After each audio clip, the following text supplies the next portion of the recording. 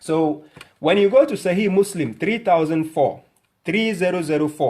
then you go to in-book reference, book number 55, hadith number 92, right? Book number 55, hadith number 92. Then you go to, if you need the English reference on the online, if you want to check the English reference, you can go English reference, book number 42, hadith number 7147. So I repeat again, Sahih Muslim 3004, that is 3004. Then you go, that is the reference. Then you go to the in-book reference. If you want it in a book, inside a book, the reference inside a book, you go to book number 55, hadith number 92. But if you want it on the internet, then you go to what? Book number 42, hadith number 7147.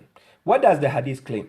It says, Abu Sa'id Khudr reported that Allah's messenger said, this is hearsay. Remember, Sahih Muslim is the one writing, right? Muslim is the one writing. So he is saying, Abu Sa'id Khudr reported that, so that is another person talking. They reported that Allah's messenger said, another hearsay, so three people, direct. Do not take down anything from me. That's what the messenger said, according to the hadith. And he who took down anything from me except the Quran, he should efface that. You should erase it. This is what the messenger said, according to the Sahih Muslim hadith. Right? And yet still, no scholar of the hadith followers even believe in such hadith. Even though they termed it as Sahih Muslim, none of their scholars who have been able to prove this hadith as da'if. No, they believe it's Sahih. Right? Now, if really the messenger of God really said that do not take down anything from me except the Quran. So assuming if they are really obeying him, because always when you talk to them, they will say, Atiullah, Atiur Rasul, Atiullah, Atiur Rasul, right? So let's assume that is the case. So if that is the case, and we have to obey this hadith, who gave you the authority to write any other garbage you claim is Sahih after the Quran? You have to follow. You don't have the authority. So from this hadith, according to them, I don't believe in it. No, I don't believe in this hadith. But I'm just quoting for you because that is what they believe in. So I'm trying to tell you the conflict of interest. They are confused. They don't even understand their own books. Right? So now, if the messenger is saying, do not take down anything from me, and he who took down anything from me except the Quran, he should efface that. Yes, and he says, if you lie against him, you will face hell on the day of judgment. So I gave the reference of the hadith. Whoever has time, you can go and look it up. Show it to the scholars. When they try to brag in front of you, just give it to them. Tell them if you are really obeying the messenger, because they are even misquoting the word messenger from the word Nabi. When God says Atiullah wa Atiur Rasul, they will now tell you God saying Atiullah, Atiul Nabi. Yet still you can never find one verse in the Quran where it says Atiullah wa Atiul Nabi. No scholar on earth can bring such a verse to me. No scholar on earth. Yes, they don't even understand the difference between a messengership and the prophethood. They don't know. There's a difference between a prophethood and the messengership. Most of the scholars don't even know. Some of them know, but they are lying to the people. Right? Any person, any scholar, sister, says anything, ask for proof. Allah says in Surah Baqarah chapter 2 verse 111, Qul hatu burhanakum, produce your proof in kuntum sadiqin, but if it's truthful. Any scholar, therefore what I say, that what Dr. Zakir Naik says in Islam is zero. No value. What Allah says carry weight. Good. So now we clearly heard what Zakir Naik said. We clearly heard him clearly. Now, Zakir Naik says everything, any scholar says anything, ask for proof. Right? Any scholar. And he says what he, Zakir Naik, says in Islam is zero. Zero. So if I find anybody out there upholding the sayings of Zakir Naik to be a source of proof, it means you are a fool. Because he, the person who spoke himself, is telling you anything he, Zakir Naik, says in Islam is zero. And similarly, anything any Sahaba, anything anybody says is zero in Islam. And then Zakir Naik told you what? What God says, carry it. If it's from the Quran, as the word of God, carry that one. Right? So now he made a sound judgment here by giving you an intellectual speech, by telling you any scholar says anything, ask for proof. So if I ask you for proof, it doesn't mean I'm saying you are lying. No, bring the proof first. Let's examine it.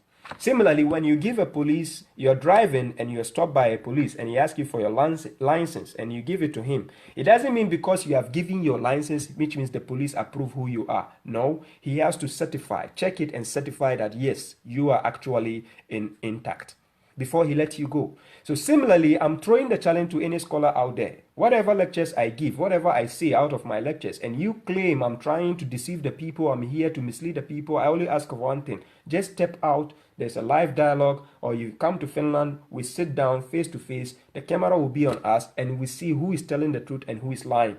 I will only ask you for one proof. And if you can prove it, I'll just take it away from you, open it myself. I have the eyes, I have the mind, I have the ears. I'll check it. Yes, if it is from God, approved. It is not from God, we put it to the trash. Now, chapter 52, that is Surah Tur. Chapter 52, verse 34. It says, فَلْيَاتُوا بِحَدِيثٍ مِثْلِهِ إِن كَانُوا صَادِقِينَ. Because God says this is the best hadith, right? This is the best hadith. Now, this is the challenge God is saying. Then let them bring a hadith, a discourse, like it. Let them bring a hadith, because this is the best book, the best hadith.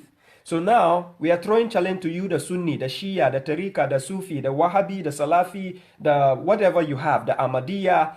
God says, this is the best hadith. So now I'm throwing a challenge to you. Then bring a hadith like it, like this book. Bring it, if you should be truthful. Bring it, let's see. Bring it, put it down in front of us. Let's check and compare. So God says in chapter 52, verse 34, then let them bring a hadith like it, like the Quran, because God says, Allahu nazzana al-ahsan al-hadith. This is the best hadith. So now God is putting forth a challenge. Let them bring a hadith like it, if they should be truthful. The reason why you can never bring a hadith like the Quran is simple. God says in chapter 4, verse 87, below the verse, it says, وَمَنْ أَصْدَقُ مِنَ اللَّهِ حَدِيثًا. And who is more truthful than God in hadith, in discourse? Who is more truthful? Who can be more truthful than God? You find so-called Muslims out there. They rather believe what Sahih Muslim or Sahih Bukhari tells them, but not what God tells them. And even if God says something, they always go to seek their approval from the hadith before they are satisfied. When the Quran says one, they are not okay. They want to go and check Sahih Bukhari. What does Sahih Bukhari says concerning the one the Quran is talking about before they are pleased? So which means to them the Quran is not best hadith. Hasbunallah wa ni'mal wakil. Now let's move on. So now I take you to chapter 45, verse 6 to verse 8. It says, Tilka ayatullahi. These verses you are reading, they are called ayat. They are verses, ayat. So it says, Tilka ayatullahi natluha alayka bil haqq. It's talking to the second person pronoun, that is Muhammad alayhi salam. Tilka ayatullahi natluha alayka bil haqq. In truth, because the book is full of truth. Chapter 3 verse 60, chapter 2 verse 147, chapter 18 verse 29, chapter 43 verse 78. Yes, the book is the truth itself. Now, so if God is telling you, Tilka ayatullahi natluha alayka, that is to Muhammad, alayka bil haqq. Now listen. فَبِأَيِّ حَدِيثٍ بَعْدَ اللَّهِ وَآيَاتِهِ يُؤْمِنُونَ. This same verses recited to the Prophet Muhammad alayhi salam, God is saying, Tilka ayatullahi natluha alayka bil haqq. فَبِأَيِّ حَدِيثٍ بَعْدَ اللَّهِ وَآيَاتِهِ يُؤْمِنُونَ. That is a question. What does the question mean? It says, these, in this plural form, tilka, these are the verses of God which we recite to you, Muhammad, in truth. So, in which hadith, after God, Allah, and his verses, will they believe? So if you tell me you believe in Sahih Bukhari, you are a sinful liar. If you tell me you believe in Sahih Muslim, you are a sinful liar. If you tell me you believe in Jami at-Tirmidhi, you are a sinful liar. Abu Dawood or whatever garbage you have out there, you are a sinful liar. So God is saying, these are the verses of God which we recite to you in truth. So in which hadith, after God and his verses, will they believe? You can never tell me this Sahih Bukhari garbage you are reading is the verses of God. No scholar on earth can prove that to me. No scholar. So now, let's continue. Chapter 45, verse 7 to verse 8. وَيْلٍ لِكُلِّ أَفَّاكٍ أَثِيمٍ يَسْمَعُ آيَاتِ اللَّهِ تُتْلَى عَلَيْهِ ثُمَّ يَسِرُّ مُسْتَكْبِرًا كَأَنْ لَمْ يَسْمَعْهَا. Then he says, فَبَشِّرْهُ بِعَذَابٍ أَلِيمٍ. What does the verses mean? It says, woe to every sinful liar. Who are the liars? Those telling you you have to follow Sahih Bukhari after the Quran. Those telling you you have to follow Sahih Muslim after the Quran. Those telling you come and follow any other garbage they call sunnah after the Quran. Now listen.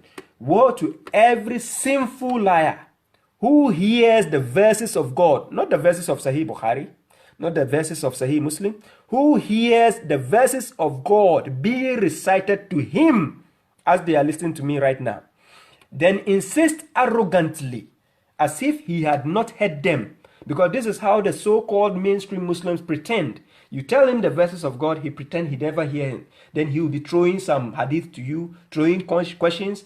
You are telling him, which hadith do you believe after God? Then he will tell you, so how do you pray? How rubbish and foolish can people be? There is a topic at hand we are discussing. You are now asking me a question for a question. Seriously?